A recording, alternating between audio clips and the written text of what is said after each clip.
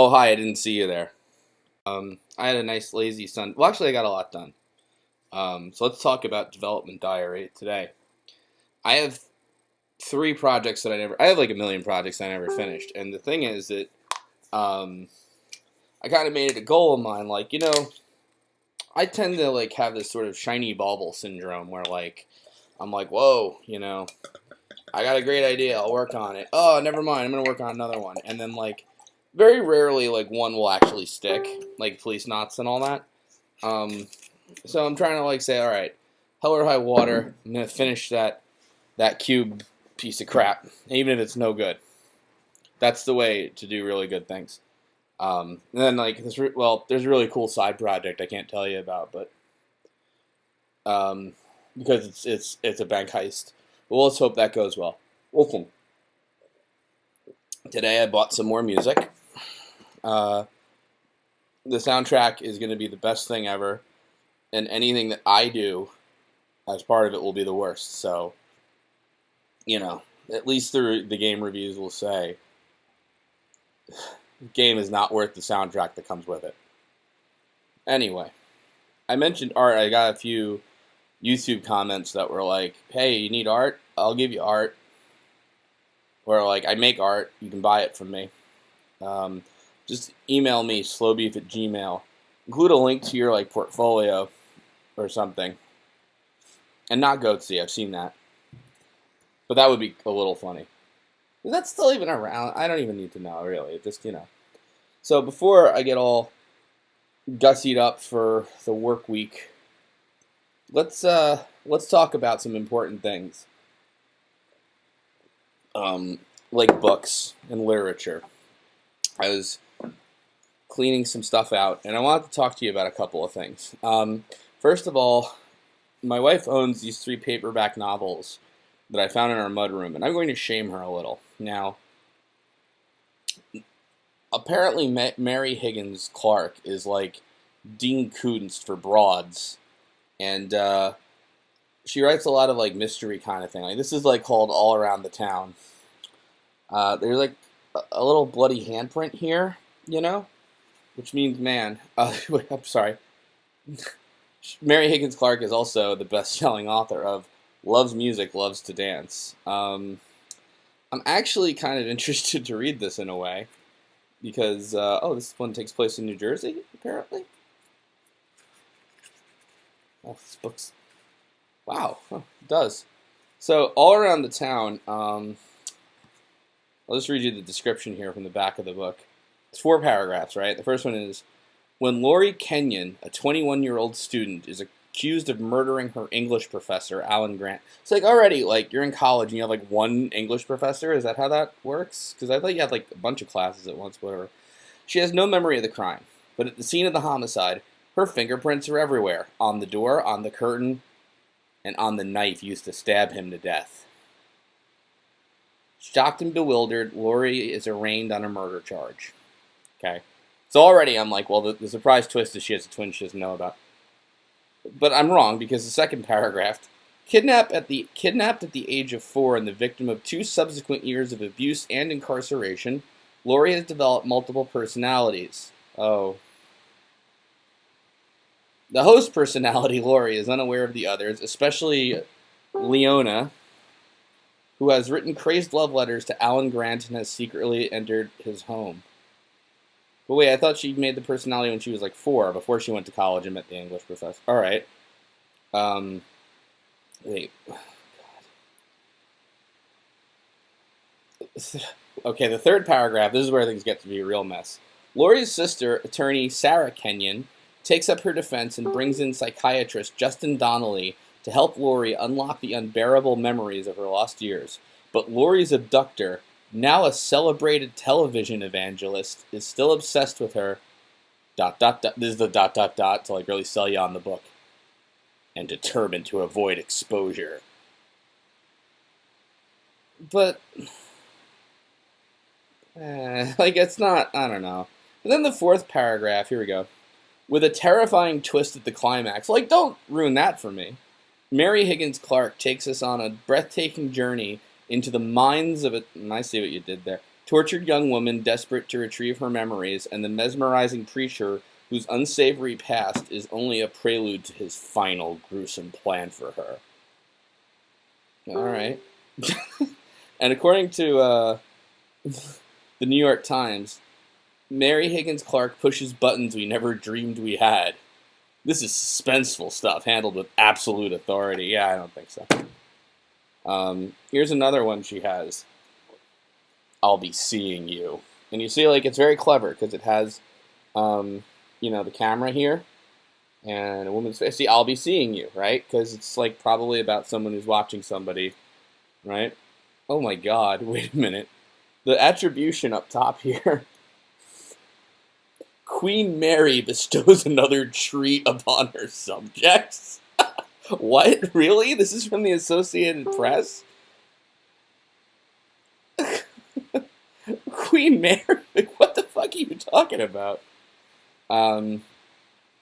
Covering the story of a stabbing victim, television news reporter Megan Collins stares down at the sheet-wrapped body of a beautiful young woman in a New York City hospital. What she sees in the dead girl's face draws her into a terrifying web of treachery, where nothing is as it seems, and the truth may be too devastating to pursue. But amazingly, that's only the first paragraph. In a tragic bridge accident... Wait, what? Megan's father has disappeared. Is this just like a whole other plot thread they're introducing right on the back cover? Megan's mother, neither widow nor wife... What? Does that just mean they were never married? That's kind of... Is unable to convert joint assets she needs to retain ownership of the family's Connecticut inn. Wait. Where are we going with this story? This is totally different. This is the same paragraph now. Before his disappearance, Edwin Collins has taken all the cash out of his substantial insurance policies. Now, in absentia, he has become the suspect in a brutal murder. I guess the murder of the girl previous.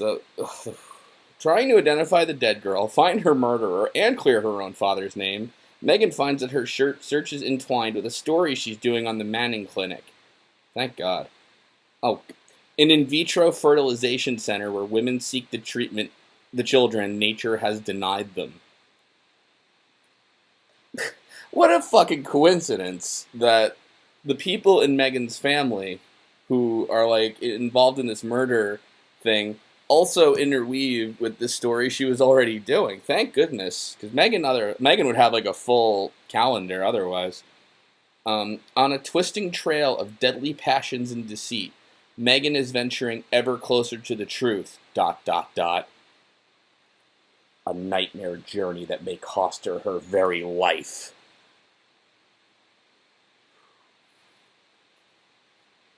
I'll be seeing you in the trash. I read that one already. And then Moonlight Becomes You. This is the one that... This is only 2 paragraphs here, like... From the New York Times Book Review. This is all caps, this little quote up top here. Trust Mary Higgins Clark to know what frightens us to death. Well, how would you be alive to write that, then? I'm gonna save that for I'm gonna save that other quote for the end of this. At a party in Manhattan, Maggie Holloway, one of the fashion world's most successful photographers, is thrilled to be reunited with her beloved former stepmother.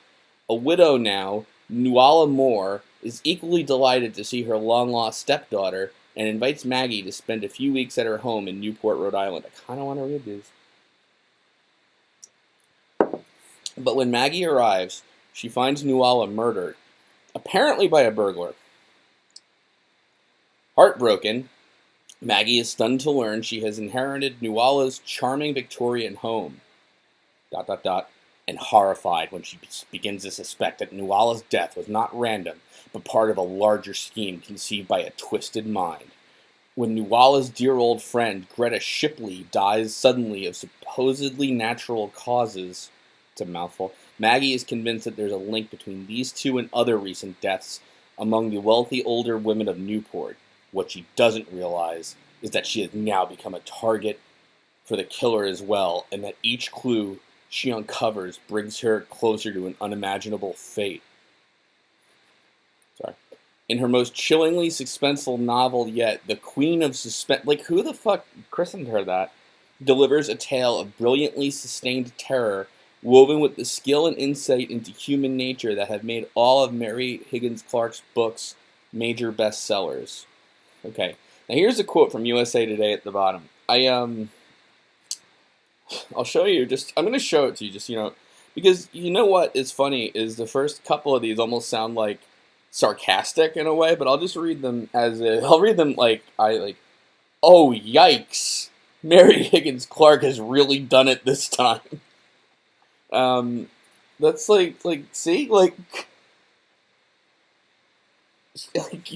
you've really done it this time, Mary Higgins Clark. How are we going to get ourselves out of this web of...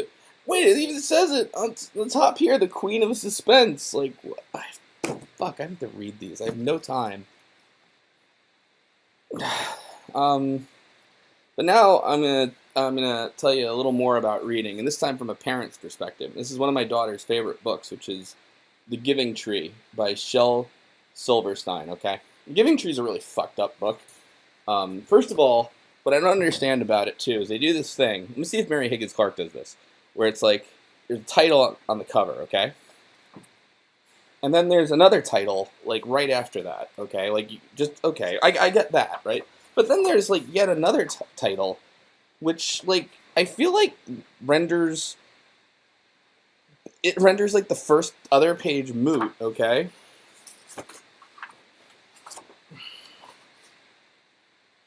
And then that's for Nikki. Good job, Nikki. I feel like that's a good thing. If you forgot someone's birthday, you could be like, well, you know what? That book coming out, I dedicated it to you. That's why I didn't get you the present. Thank you.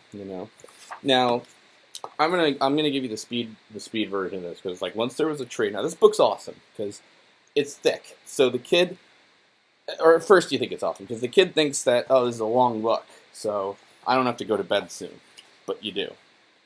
And she loved the little boy, right? And it goes on for that, and every day the boy would come. So basically the boy is playing with this tree and gathers her leaves and sits in the shade and makes crowns and makes them play into King of the Forest. Play King of the Forest. At this point, I'm sure there's people in my mentions who are like, this is an allegory for capitalism. And it's like, all right, just calm down. Not everything is an allegory for capitalism. Let's sometimes it's just a book. Sometimes it's not, though. Sometimes it's from the Queen of Suspense. Swing from her branches, eat apples, you do all this shit, right? And again, all the pages are these little snippets. And then look what a piece of crap Shel Silverstein is to parents, okay? Because basically, the tree's very happy. Time goes by, and he meets a girl, and they're under the tree here, right? The boy grew older. Yep, see? Right? And then... and the tree was alone. And then this happens. Look at all this. Look at all this shit.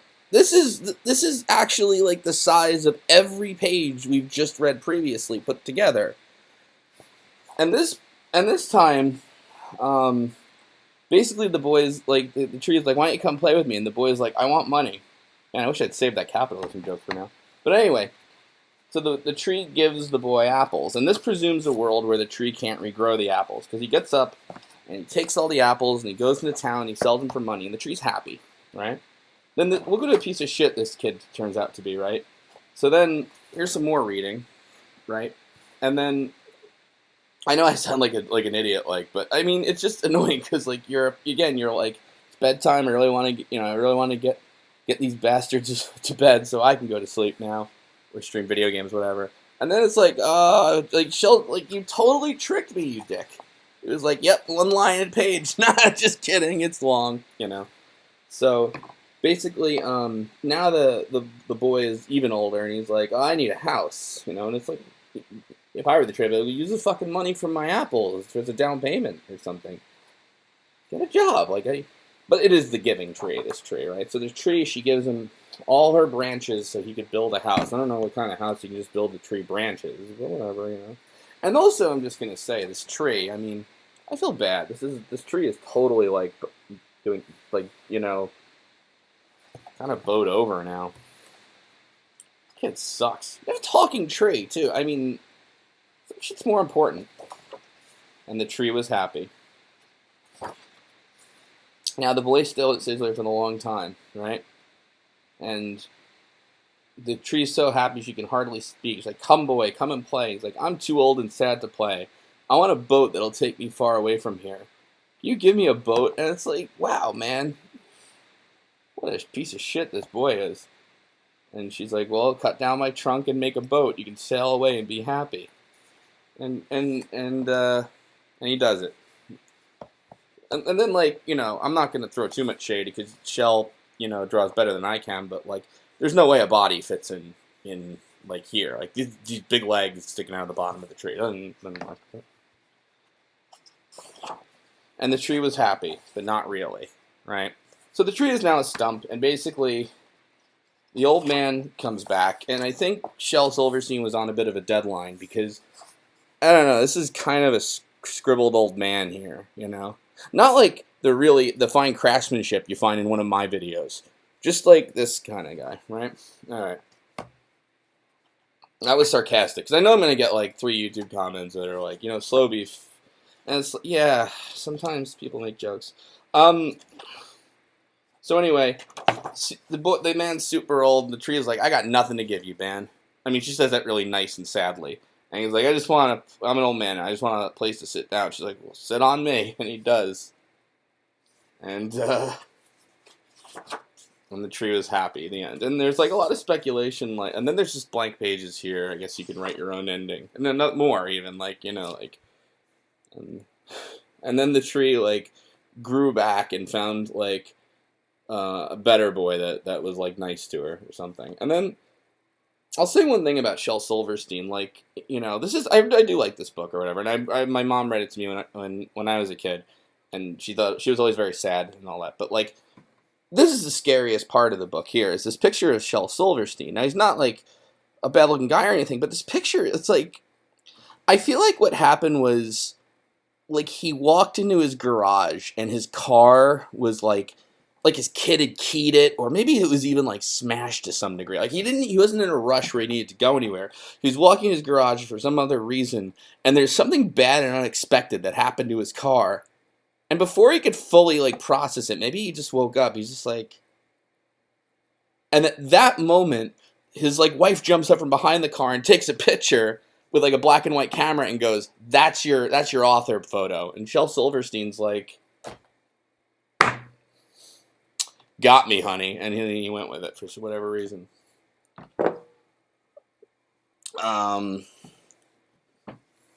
Lastly, Divine Secrets of the Yaya Sisterhood, which I'm gonna have to make fun of my wife for buying. So take it easy, everybody, and happy reading.